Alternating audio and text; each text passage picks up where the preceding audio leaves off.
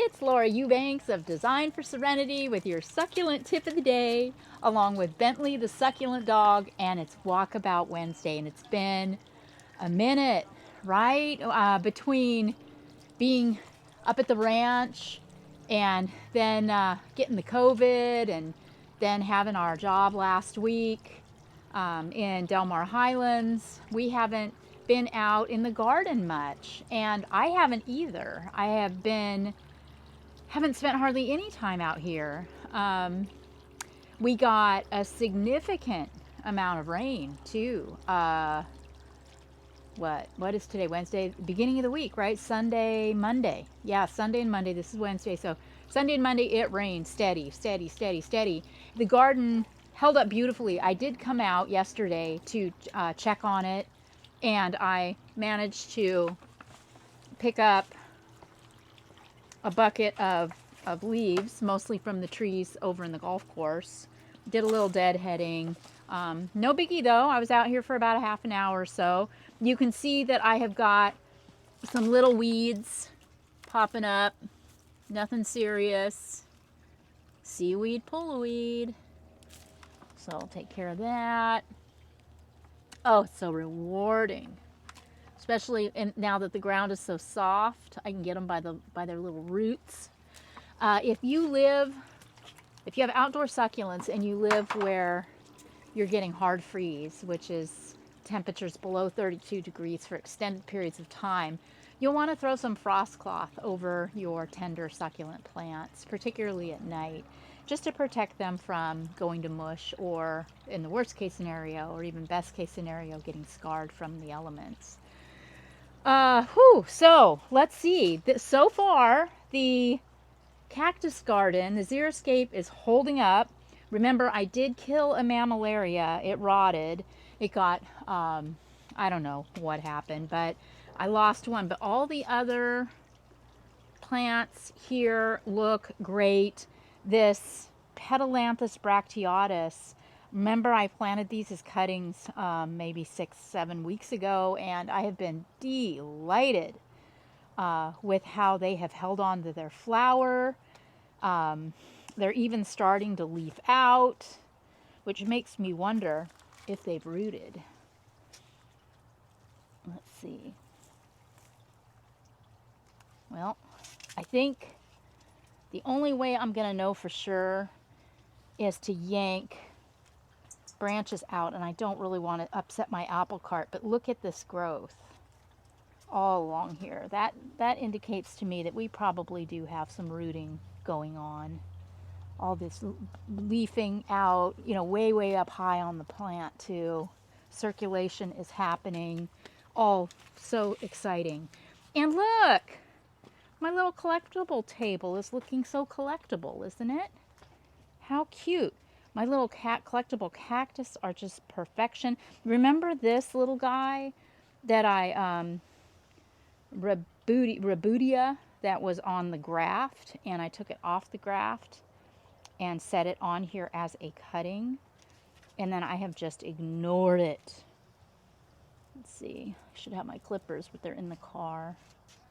I'm wondering if there's any rooting. Oh, look, a root. Look, see it? See it? Oh, is there tons of roots? Greg can see better than me. Yay! Because basically I just laid it right on top of the fiberglass because I didn't want it to rot. So I may do I may mess with that, lift it off, and allow the roots now to seek the soil, since, or maybe I'll just let nature take its course. She knows way better than I do. Oh my goodness, that's so exciting. And then remember at Waterwise, at his, or not Waterwise, but at Planter Paradise at Robert's end of the season sale, I got this variegated string of pearls. And I haven't planted it up in a pot yet, but I'm really excited about that. That was kind of a bucket list plant for me. And my little white rhino from Al Klein at Botanic Wonders. It looks like we've got a little new leaf action happening there. I'm not in no hurry to mess with that till it gets bigger. Oh, what's going on here? Oh, looky here. Look at this precious little Aloe Topaz. This was a cutting that I got from Susan Morse, and it's throwing off a flower. That's so exciting because this poor little thing has struggle busted ever since I put this garden in August. Look at that. We got so many underleaves. If your underleaves are, you know, gross, that's okay. No biggie. That's what underleaves tend to do. You should concern yourself more with what's happening with new growth. And the fact that I've got a really, really healthy new leaf coming here and this beautiful bloom tells me that this plant is going to be a-okay. All right, I'm so pleased also to see how little runoff I had after the rains. You know, I've got a lot of elevations going in this garden, and I have a lot of really fine pebbles. Looks like I did lose a little right here because I see dirt, but that's an easy fix. Yeah, see, look, see how the runoff of this pebble onto my blue fireglass.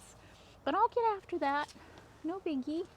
And then this little aloe was bright red when I planted it here, and now it is bright green, which indicates to me that it likes it there and it has rooted. So I may dig it up, cut off the roots and reset it as a cutting to keep that red color. My Agave, I think this one's Aztec King, has thrown off a new leaf. That's very exciting. I'm also happy to see that my other cacti in this bed have not rotted or succumbed. Oh, look at all my key limes that fell off the tree. I gave away a bunch, and I am circling around making a key lime pie. But you can see I still have zillions of limes, and I'm doing my very best to find homes for them. We can also squeeze them into our water instead of lemon if we so desire. I was kind of bummed to see that my new Aloe Ferox isn't feroxing yet. That Aloe Ferox has the most spectacular blooms, and it can give you an indicator of what the cross is too when it flowers. Because sometimes they bloom out multi, sometimes they bloom out yellow, sometimes red, sometimes orange. But it's a young plant, and it's just not doing it for me yet. My little Athona capensis, however, is doing its little beautiful little daisy-like flowers, which makes me very happy. And my Echeveria Harmsii Ruby Slippers is also getting, it's late, just setting bloom. And all of this garden's been in now for what, 3 months? I haven't replaced the Pachypodium that rotted right here yet. But all of the, you know, the little clumping sedums and sedivarias and whatnot are starting to fluff up. I can see a little bit of maturity starting to happen in this baby garden. My Aeonium Sunburst Crest still looks rough, which has me mildly concerned. This is its season. This is the Aeonium's growing season. So I felt like these bigger rosettes should have shown a little more life than they have at this point. I'm leaving all of these air roots alone too, on the off chance that that might be impacting its rebound. So we'll just let that, I'm not going to let it go. Just let it do its thing. Then my beautiful Agave Mission to Mars? I don't know. Looks like one of the bigger ones. Is definitely getting bigger. Hey, buddy. And the booby cactus looks great. Hasn't missed a beat since we moved. The Aloe Dorothea is still that beautiful russet color that I love so much. I've put this in as a cutting. You know, because I put it in rooted and it was the same color as the pot. So I decided that I would take it out, cut the roots off, reset it to pull color. Then it started to turn green again. So I took it out and cut it, the roots off, and reset it again. But it's holding its color this time. So I'm just going to let that ride. And the Pizzania, oh, this isn't a Pizzania. The Pizzania is over there. You guys are always getting after me because I keep misidentifying this plant. I keep wanting to call it a Euphorbia. It's a Buddha belly. I remember the common name. Love this plant. It's extremely happy here in this pot, but forgive me, I don't remember the botanical name on that. I think this Aloe procera is going to be okay. It hasn't shown any signs of rot. Its tissue is still, firm to the touch, still green. I think that this one is going to be fine. It got really skinny, and after the Gayei committed, went over the Rainbow Bridge, I was concerned that this one might do the same, but it isn't. So I'm so thankful. Yeah, don't pee, Bentley. You're on probation out here, buddy. In this vignette. Ugh. Remember how stressed I was about the Euphorbia millii when it was really hot? Didn't lose any of them. They look great. As do all of my little blue atolls, which also took a beating in the heat, but have made a great, great comeback. And my kaleidoscope, Agave kaleidoscopes, I have a couple of them, one in a pot and one in the ground. Yeah. And they're growing very nicely. I'm just eager to see them color up. I feel like they should be a lot more colorful than they are, but I'm happy with the growth. And remember, your Euphorbia Trigonas can become very susceptible to scale. So check to make sure that you don't have any bugs or ants climbing up and down your plant. Give them a good spray with the hose from time to time to just loosen up anything that might be collecting in all of those nooks and crannies. Here is my Ramos Systema that I am so thrilled with that Gordon, one of my guys, Gordon, bought me as a housewarming. And I have done nothing. I mean, I haven't touched it. I haven't watered it. I haven't done anything. I'm just letting it ride because it's sensitive and I want it to do well. Spectacular, spectacular plant. The Fred Ives that I brought from the Chula Vista garden are growing like crazy. Really, really happy with them. I went over and got some more Dorothea too from Chula Vista and spotted it around the garden, and it's making me really happy. And looky here, the Agave attenuate ofvaragata that took such a beating when somebody dropped it in the garage in Chula Vista when we moved is throwing off yet another new leaf right here. So this will be its second round of leaves since we moved. Because when we moved in, this was all exposed. There was no growth on top. So see, already so quickly, this is going to be ancient history pretty soon. Yay. Excuse me, sir. Thank you. What's going on here? It looks like, yep, I might have a little bit of scale starting on this cactus. See those little white spots? You can get after that with some alcohol and a Q-tip or a little insecticidal soap. You just don't want that to set in because it'll scar the plant. Well, this is a little euphorbia that Cullen gave me. It's a cutting, and looks like it still is. It's just pretty loose in there. The hectia is looking great. This is my terrestrial bromeliad, and it's not really doing anything, but it still looks great. And we have our Pachypodium Lemerii crest. This one also did extremely well in the move from Chula Vista and really never showed any signs of stress whatsoever. And this little Echeveria sea dragon.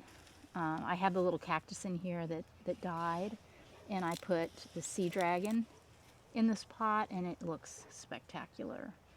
I don't know, even this little variegated Agave Victoria looks like it might be coming out of it. This is also on probation. This little plant hasn't done anything for as long as I've had it, except slowly die back from the bottom. So I'm just waiting for it to show me some willingness, eagerness to live, a little enthusiasm. We'll see. I might have to move it to a different spot.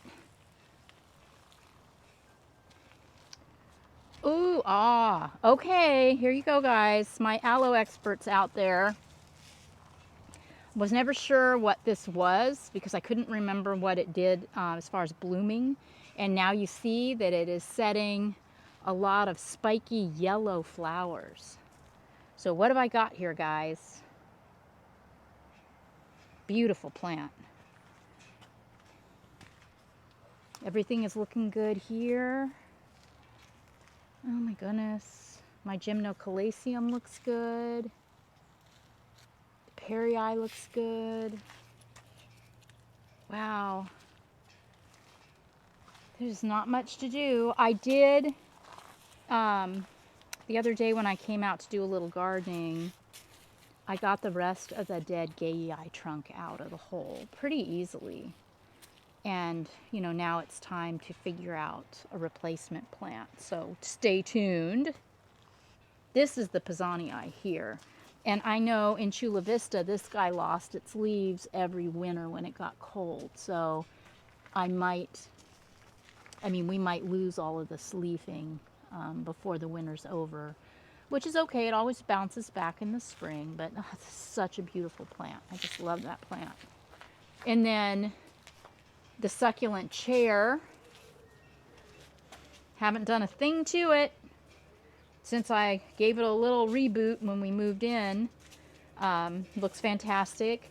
Really, really enjoy looking at it. And then my favorite little vignette.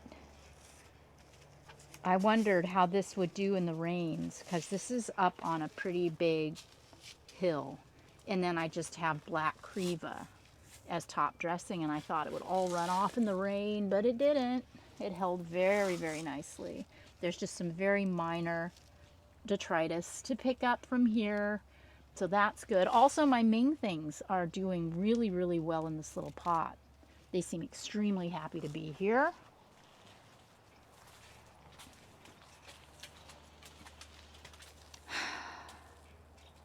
My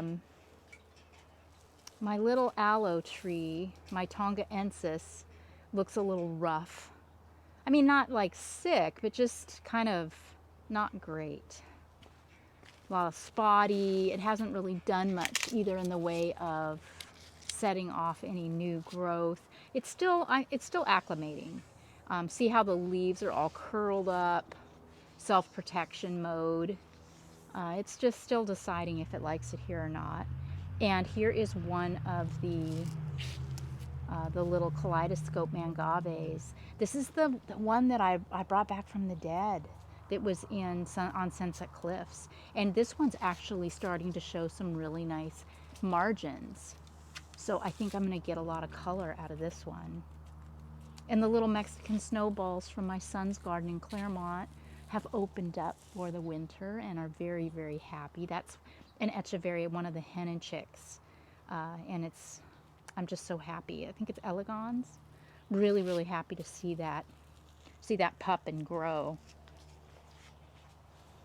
My little Cameronii that I stuck in here as a cutting is still red. Haven't had to take it out and cut it and reset it. It's maintained its color.